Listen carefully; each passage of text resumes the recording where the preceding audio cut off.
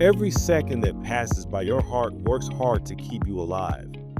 By pumping your blood through your circulatory system, each heartbeat ensures that your tissues, organs, systems, and cells all get the oxygen and nutrients they need to carry out their daily biological processes. That's why when it comes to matters of the heart, we tend to focus on all kinds of measurements. Every new piece of information we gather provides us with important details about how hard our hearts are working for our bodies. From your resting heart rate to your target heart rate and the difference between heart rate and blood pressure, it seems like there's a lot of math involved. But the important thing to remember, at least when it comes to understanding your blood pressure numbers, is what part of the equation matters most to your individual health and what new symptoms you're recognizing in your daily life. In this video, we will break down what those top and bottom numbers mean on your blood pressure readings and why you should go to the emergency room when certain symptoms arise. What do blood pressure numbers mean? Two numbers make up your blood pressure reading. The top number measures your systolic blood pressure, and the bottom number measures your diastolic blood pressure.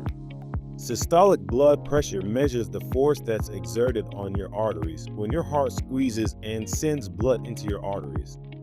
Diastolic blood pressure measures the force that's exerted on your arteries during diastole, when your heart is at rest and relaxing between beats.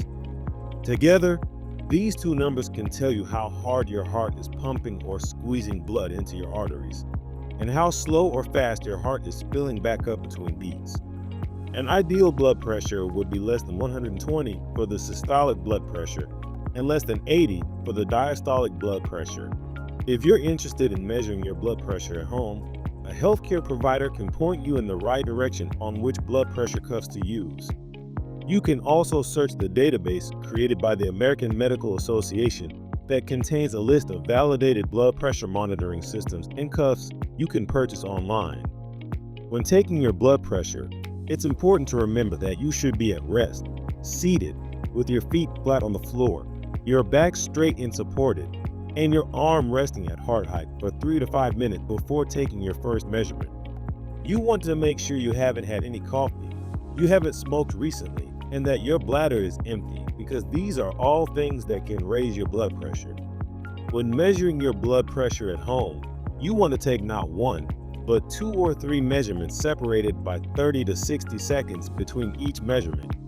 It's common to see a small decrease from the first to the second measurement, and then from the second to the third. And the reason we do it like that is because the data we use to set our blood pressure targets or thresholds don't just check one person's blood pressure one time, or check it when someone just runs in and sits down. It's all done in a very standardized way. So we want to approach that standardization anytime we're taking these measurements, even when we're at home. Keeping track of these numbers over time can also help your cardiologist and other healthcare providers determine any potential diagnosis should any symptoms or concerns arise. Anyone who has a personal history of hypertension, high blood pressure, should be checking their blood pressure at least once every 2 to 4 weeks at home. But if you've made medication changes, other lifestyle changes, or have a personal history of heart disease or stroke, checking your blood pressure more often may also be advisable. Most people don't feel any different even when their blood pressure is elevated, and that's why they call it the silent killer. For most people, our body is able to adapt to high blood pressures for short to medium periods of time. But the problem is the long-term elevations in blood pressure and the impact that it has over the long term. Left ventricular hypertrophy, the thickening of the heart muscle, kidney disease, heart failure. These all manifest over years to decades as you continue to have untreated high blood pressure. Blood pressure numbers less than 120/80 are considered within the ideal range. If your measurements fall within this range, you can maintain these numbers by focusing on a heart-healthy diet, regularly exercising, getting enough sleep.